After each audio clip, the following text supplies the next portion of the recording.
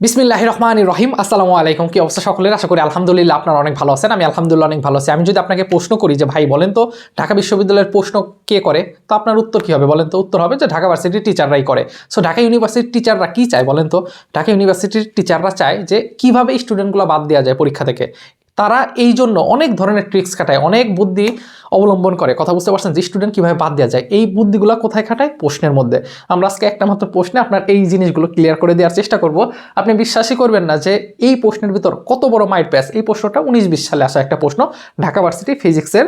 ওকে, তো চলেন প্রশ্নটা একটু পড়ি। প্রশ্নটা পড়লে আপনি বুঝতে পারবেন যে এটা কোন অধ্যায়ের। তো প্রশ্নটা বলছে যে 10 সেন্টিমিটার লম্বা ও 0.5 সেন্টিমিটার ব্যাসার্ধ বিশিষ্ট একটি তামা ও একটি লোহার তারকে জোড়া লাগিয়ে দৈর্ঘ্য 20 সেন্টিমিটার করা হলো। জোড়া লাগানো তারটিকে বল প্রয়োগে লম্বা করা হলো। মানে এত বড় একটা প্রশ্ন, বিশ্বাস করেন আমি আজকে ভিডিও করতেছি 20 তারিখ, আজকে হচ্ছে সোমবার। তো এই ক্লাসটা আমি নিচ্ছিলাম আজকে আমার ব্যাচের। তো এই পর্যন্ত পড়ার পর আমার নিজেরই লাগে এটা কোনো অঙ্ক হইলো কি, হুদাই এত বড় একটা দিছে এমসিকিউতে, নিজেই বিরক্ত বোধ করতেছি। কথা বুঝতে পারছেন? কিন্তু মায়ের প্যাচটা আছে দেখেন। ওকে, এই যে এতক্ষণ পড়লাম না, এইটা কোনো অঙ্কই না, এই পর্যন্ত কোনো কিছুই না, এটা সম্পূর্ণ কাটা। এটা কি জানেন? এটা কোনো কিছুই না, এটা দিছে শুধুমাত্র আপনার প্যারা দেওয়ার জন্য। এই প্রশ্নটা আপনি দেখেন, আমি যতটুকু লিখছি কোনো এক্সটেনশন নাই, কোনো বাড়ানো অঙ্ক না। আপনি 19-20 সালের ঢাবির 19-20-এর প্রশ্নটা দেখেন, হুবহু সেম প্রশ্ন, আমি জাস্ট তুলে দিছি। এইটুকু কিছু না, হুদাই দিছে, আপনার প্যারা দেওয়ার জন্য দিছে।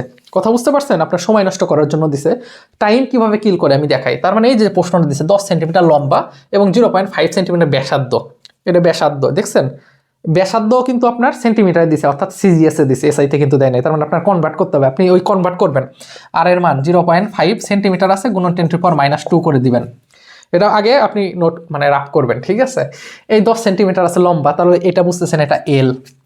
10 সেন্টিমিটার লম্বা, তার মানে 10 সেন্টিমিটার মিটার আছে, 10 গুণন 10⁻⁻2 মিটার করলেন। ব্যাসার্ধ বিশিষ্ট একটি তামা আছে এবং একটি লোহা আছে, তারকে জোড়া লাগিয়ে দৈর্ঘ্য আরো বড় করছেন। এই যে দৈর্ঘ্য আরো বড় করছেন, 20 সেন্টিমিটার করছেন। তারপরে এটার উপরে বল প্রয়োগ করছেন, বল প্রয়োগ করলে এটা আরো বড় হয়েছে, কিন্তু এগুলো হুদাই দিছে। এখন কেন হুদাই দিছে এবার দেখেন। প্রশ্নে যেটা বলছে লোহার ইয়ং গুণাঙ্ক তামার ইয়ং গুণাঙ্কের কত 2 গুণ হলে লোহার দৈর্ঘ্য বৃদ্ধি ও তামার দৈর্ঘ্য বৃদ্ধির অনুপাত কত। দেখছেন প্রশ্নটা চাইছে কি? প্রশ্ন হচ্ছে এইটুকু যে ইয়ং গুণাঙ্ক। আচ্ছা, এখন আপনি তো এই প্রশ্নটা পড়লেন, এখন আপনি ভিডিওটা স্টপ করে বলেন তো 2 সেকেন্ডের মধ্যে যেটা কোন অধ্যায়? পড়াশোনা যেন এমন হওয়া চাই। এটা হচ্ছে আপনার ফিজিক্স প্রথম পত্রের 7ম অধ্যায়, হ্যাঁ, পদার্থের গাঠনিক ধর্ম। সব এইভাবে কিন্তু আপনার পড়তে হবে, কারণ বই মুখস্থ না হলে কিন্তু হবে না। প্রশ্ন দেখে বুঝবেন যে হ্যাঁ এটা এই চ্যাপ্টারের ওইখানকার অঙ্গুনাঙ্কের অঙ্ক। ওকে, এখন যে জিনিসটা বলি সেটা হচ্ছে যে আপনারা এমনভাবে পড়াশোনা করবেন, অ্যানালাইসিস করে পড়তে হবে। ভার্সিটি চান্স পাওয়া আসলে অনেক কঠিন কিছু না, যদি অ্যানালাইসিস করে পড়তে পারেন। বিগত 5 বছর ঢাকা ইউনিভার্সিটি পরীক্ষা হয়েছে, আপনারা 6ষ্ঠ নাম্বার ব্যাচ যারা ঢাকা ইউনিভার্সিটিতে রিটেন অংশগ্রহণ করবেন। 2019 সাল থেকে রিটেন শুরু হয়েছে। আপনারা তাহলে কয় নাম্বার ব্যাচ? 6ষ্ঠ। 19-20, 21-22, 23-24, 6ষ্ঠ নাম্বার ব্যাচ। সো বিগত 5 বছরে এই অধ্যায় থেকে কোনো রিটেন অংশ আসে নাই। হ্যাঁ, সো অনেকেই বলতে পারেন আসলে ওইভাবে অ্যানালাইসিস করে আমার কোর্স চলতেছে। সো আপনারা স্ক্রিনে দেখতে পাচ্ছেন, আপনারা চাইলে আমার কোর্স ইনশাল্লাহ এনরোল করতে পারেন। ফিজিক্সের জন্য 299, ম্যাথের জন্য 299। আসলে হিউজ পরিমাণ স্টুডেন্ট আমাকে হোয়াটসঅ্যাপে নক দিচ্ছে, বিশেষ করে মেডিকেল অ্যাসপিরেন্ট। কথা বুঝতে পারছেন? সো আমি তাদের উদ্দেশ্যে একটা কথাই বলবো যে আসলে আমার সঙ্গে যারা কথা বলছে তারা হয়তো বা জানে যে আমি কেমন টাইপের মানুষ। কথা বুঝতে পারছেন? সো আপনি আমাকে নক দিয়েন, আশা করি হতাশ হবেন না। হ্যাঁ, এই 20-25 দিন আমার সঙ্গে সবসময় কথা বলতে পারবেন, যে কোনো সমস্যা আমাকে দিতে পারবেন, আমি সলভ করে দিব। এটা হচ্ছে আমার হোয়াটসঅ্যাপ নাম্বার 017-522-50809। বিস্তারিত প্রথম কমেন্টে আছে। ওকে, দেখেন এখন যেটা বলতেছিলাম, লোহার ইয়ং গুণাঙ্ক দিয়ে আছে, খুব বোঝার চেষ্টা করবেন। বলছে লোহার ইয়ং গুণাঙ্ক। এখন ইয়ং গুণাঙ্ককে কি দ্বারা প্রকাশ করে? ওয়াই দ্বারা প্রকাশ করে। এখন কিসের ইয়ং গুণাঙ্ক বলছে? লোহা। তাহলে আমি এখানে ছোট করে এল লিখলাম। আচ্ছা, ইকুয়াল দিবেন কি বলছে? তামার ইয়ং গুণাঙ্কের কত 2 গুণ তামা, ওয়াই এখানে টি দিবেন। এই যে এটা বলছে, এটা হচ্ছে প্রথম কন্ডিশন। লোহার ইয়ং গুণাঙ্ক তামার ইয়ং গুণাঙ্কের 2 গুণ হলে লোহার দৈর্ঘ্য বৃদ্ধি ও তামার দৈর্ঘ্য বৃদ্ধির অনুপাত কত।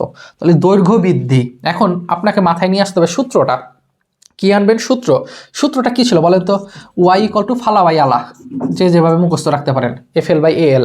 বিশ্বাস করেন এখানে এ কেটে যাবে, এফ কেটে যাবে, বড় হাতের এল কেটে যাবে। সম্পর্কটা কি? ওয়াই এর সাথে এল এর সম্পর্ক। দেখছেন?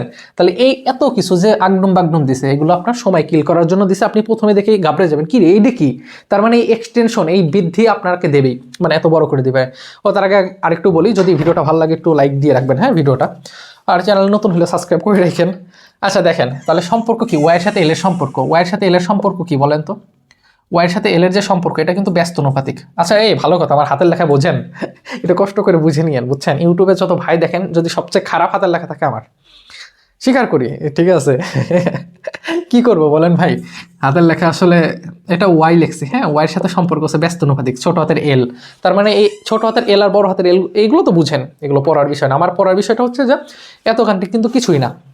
এখন আপনার সম্পর্ক হয়েছে এল এর সাথে ওয়াই এর সম্পর্ক।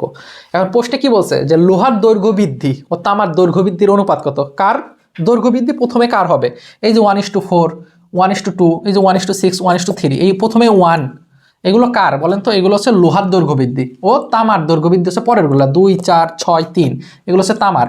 তাহলে এখন আপনি দেখেন ওয়াইয়ের সাথে এল এর সম্পর্কটা কি, ব্যস্ত অনুপাতিক।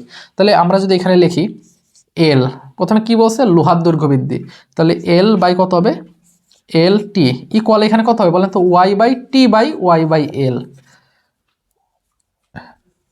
দেখেন এই যে কথা বুঝতে পারছেন, এইটা হচ্ছে আমাদের সম্পর্ক, এইটাই চাইছে। এখন ওয়াই টি আর ওয়াই এল বের করেন, তাহলে এটা কত হচ্ছে 1/2 হয়, তাহলে কত হয় 1:2, উত্তর হবে কত 1:2। দেখছেন আপনাকে বুঝাইলাম কিন্তু, হ্যাঁ। সো প্রশ্ন কিন্তু এইটুকু, প্রশ্ন 2 লাইন কিন্তু, আর উপরের যে 3 লাইন এগুলো এক্সটেনশন বৃদ্ধি করছে আপনার প্যারা দেওয়ার জন্য। কথা বুঝতে পারছেন, আরও আছে, আপনাকে আরও কিছু ট্রিক্স বলি, সেটা হচ্ছে বিশেষ করে ম্যাথ পার্টে আর এরকম অনেক কিছু থাকে, হ্যাঁ, যে tan x, এই প্রশ্ন আসছে sec x ইকুয়াল এক্স। কথা বুঝছেন, এটা ভাই অনেক সহজ একটা ম্যাথ, বিশ্বাস করেন এটার সহজ একটা ম্যাথ। এটা কেমনে করছে যে tan x সমান কি জানেন, sin x বাই কত cos x, আর sec x মানে কি 1/cos x ইকুয়াল কত x।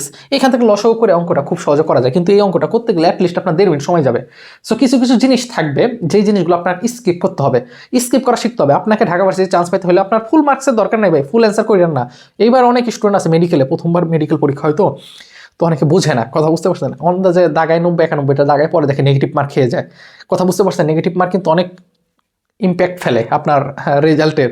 সো এই জিনিসগুলো, আচ্ছা এই জিনিসগুলো একটু দেখার ইনশাল্লাহ চেষ্টা করবেন। সো আমি আবার বলতেছি, সো আমরা এই সকল বিষয় নিয়ে অ্যানালাইসিস করি, আপনাদের এর বাহিরেও শর্ট সিলেবাসের বাহিরেও কী প্রশ্ন আসে সব বিষয়ে আলোচনা করবো। সো আমার এটা হোয়াটসঅ্যাপ নাম্বার, যারা ভর্তি হতে চান ইনশাল্লাহ আপনারা স্ক্রিনে দেখতে পাচ্ছেন। সো হইতে পারেন, আশা করি ইনশাল্লাহ অ্যাটলিস্ট হতাশ হবেন না, হ্যাঁ। কারণ পরীক্ষার আগ পর্যন্ত এই 20-25 দিন আমার সঙ্গে থাকতে পারবেন, আমার সঙ্গে যে কোনো বিষয়ে পরামর্শ বলেন সব কিছু। কারণ একজন পেইড বেস স্টুডেন্ট তারা যে ফ্যাসিলিটিস পায়, এবং সবচেয়ে মজার বিষয় আমি এখানে আজকে বলেই ফেলো, এখানে কিন্তু আমি এক্সামটাও নিচ্ছি, হ্যাঁ। যদিও এটা কমিটমেন্ট আমি দিছিলাম না, যে বলছি শুধু কোর্স করাবো, কিন্তু এটা তাদের বোনাস, হ্যাঁ। এক্সাম নিলে পারে ওরা বুঝতে পারবে, হ্যাঁ। এটাও আমি বলতেছি না আপনাদেরকে, কোর্সের বাহিরে আমার মন মতো আমি পরীক্ষা নিই। কথা বুঝতে পারছেন, কারণ প্রশ্ন বানানো অনেকটা কঠিন বিষয়, কথা বুঝতে পারছেন। সো এই হচ্ছে কথা। ভিডিওটা ভালো লাগলে একটু সাবস্ক্রাইব করে রেখেন, যে কোনো প্রয়োজনে নক দিয়েন, টেলিগ্রামে যুক্ত হয়ে থাকেন। আসলে চান্স পাওয়া কঠিন কিছু না, যদি একটু পড়তে পারেন, যদি একটু বুঝতে পারেন, হ্যাঁ। একটু অ্যানালাইসিস করে পড়তে হবে আপনাকে। যেমন বিগত 5 বছরে কিন্তু এই আপনার পদার্থের গাঠনিক ধর্ম থেকে কোনো রিটার্ন আসেই নাই, এবং যেই টাইপের প্রশ্ন আসে, এই হুদাই প্রশ্ন আসছে, খালি এই কম্পারিজন আসছে। আপনি নিজে দেখেন যে এইটা যদি দ্বিগুণ হয় তাহলে ওইটার দূরত্ব কত হবে, এইটা যদি অর্ধেক হয় তাহলে আমাদের এল এর মান কী হবে, বল যদি এত করি তাহলে ইয়ং গুণাঙ্ক কত হবে, মানে এই টাইপের প্রশ্নই সবচেয়ে বেশি। কথা বুঝতে পারছেন। আর 13 সালের আগে যে সকল প্রশ্ন আপনারা দেখবেন ওই অধ্যায়ে, দেখবেন যে এখানে ক্যালকুলেটর টাইপের প্রশ্ন, কারণ ঢাকা ভার্সিটি 2013 সালের আগে ক্যালকুলেটর ইউজ করতে দিত। কথা বুঝতে পারছেন।